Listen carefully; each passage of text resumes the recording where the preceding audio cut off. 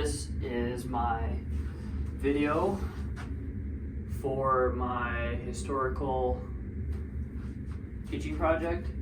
You can see there's a timeline of the history of education. This is only part of it because this is going to be a multiple part series. Some of these things do not pertain necessarily to education, but the development of the United States, which does affect education. So that is why I put it on there. I will be erasing these as I go along, just so you're able to follow along a little bit. Let's get started. Okay. 1620, Columbus arrives in the United States and establishes the Plymouth colony with the settlers that came with him, or the Pilgrims, in upper New England area. They came to the U.S. to escape religious persecution over in England. Not long after they arrived, the first free school opens up in Virginia. I do not know if this is the first free school in the United States, but this is the first free school in the South, at least, as schooling was typically paid for by families who can afford it, which weren't a lot of them. So this was pretty big.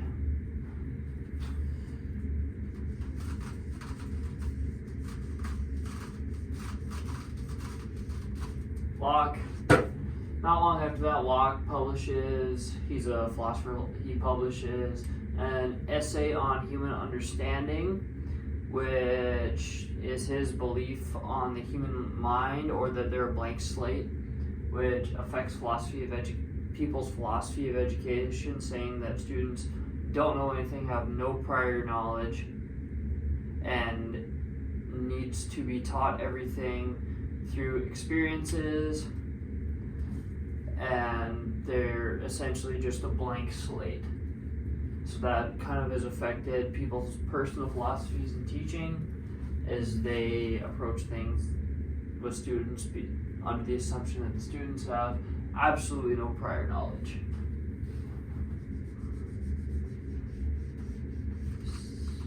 Fast forward 40 some odd years, and Benjamin Franklin starts the American Psychological Society, which helps bring European Enlightenment views to the U.S.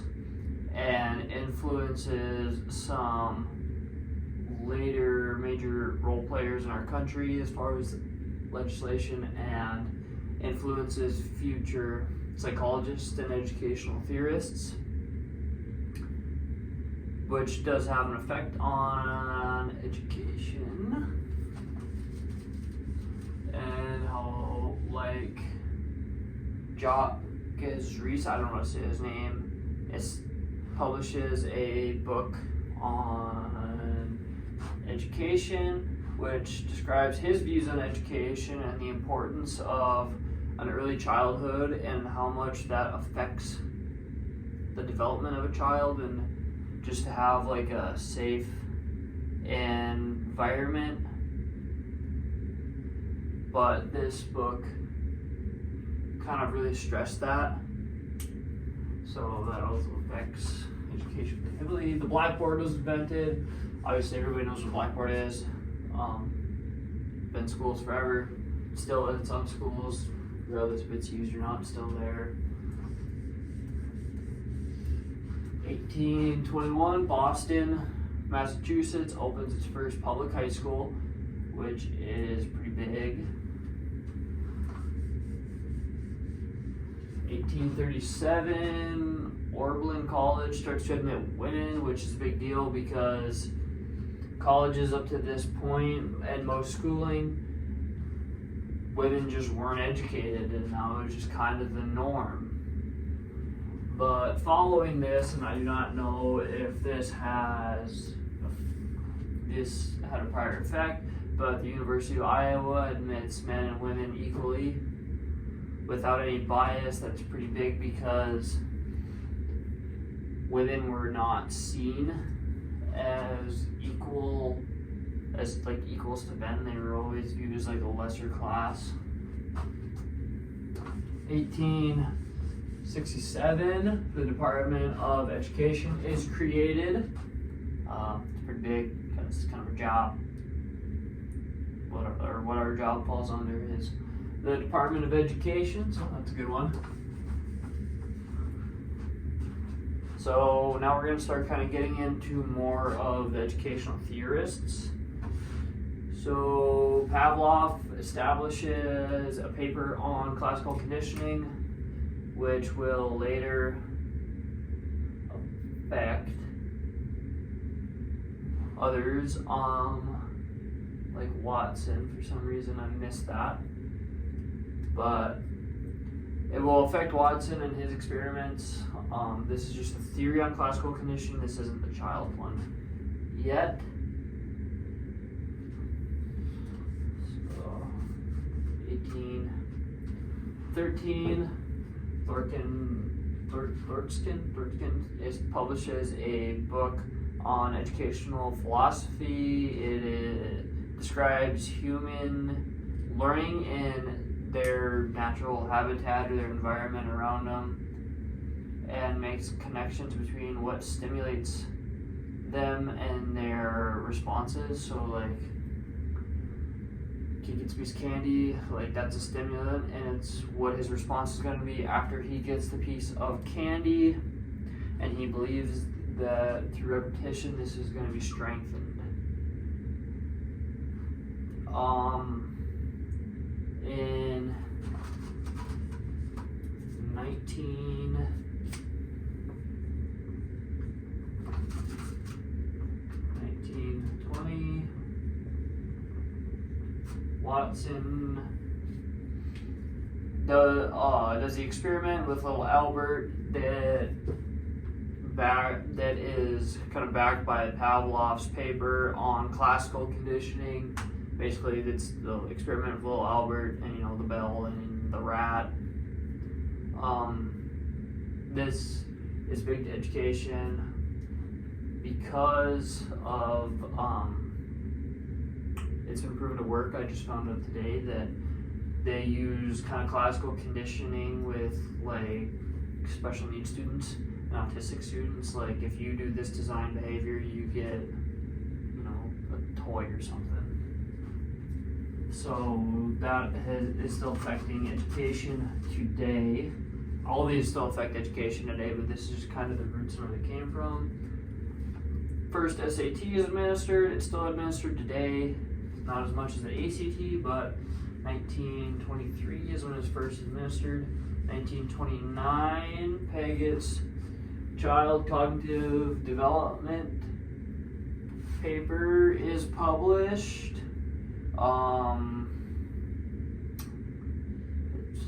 It stresses the importance of developing a child's brain and how much it is going to affect them. So recording. Yep. School Lunch Act, 1946 School Lunch Act is passed.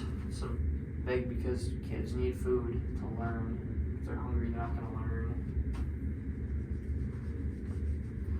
1953 Skinner's Science of Human, or Skinner's paper of human behavior is published. This reinforces the theory of kids act a certain way because of the consequences of their action.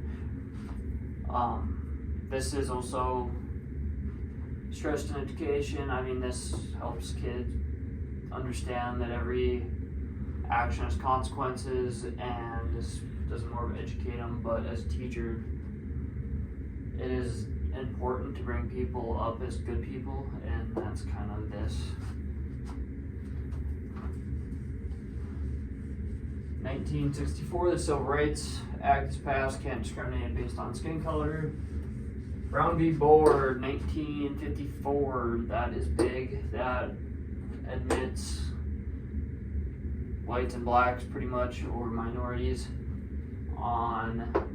you cannot deny them access based on their race, or access to school based on their race. 1959, the first ACT is administered and still is administered today as a college readiness test. 1965, Elementary and Secondary Education Act is passed. This provides federal assistance to low-income students as part of a War on Poverty initiative by the government, just to help students that have low income have proper tools that they would need in a day-to-day classroom, regardless of if they can afford it or not. 1972, Title IX, this is still big today. It ensures men and women can, or mostly women, can participate in the same sports as sports already offered to men because of the 12 hierarchy thing. But this is still big today. This is huge in colleges, all in schools, even all across America. But it basically means, like, if I have men's soccer, women's soccer has to be offered if they are not playing together. 1972 is another big court case, Mills v. Board of Education. This requires schools to have alternative services for special needs children, as they were usually just overlooked prior to that.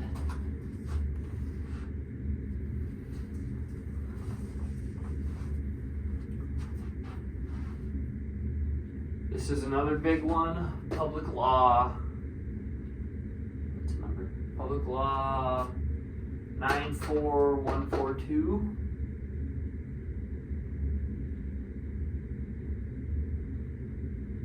Yeah, 94142.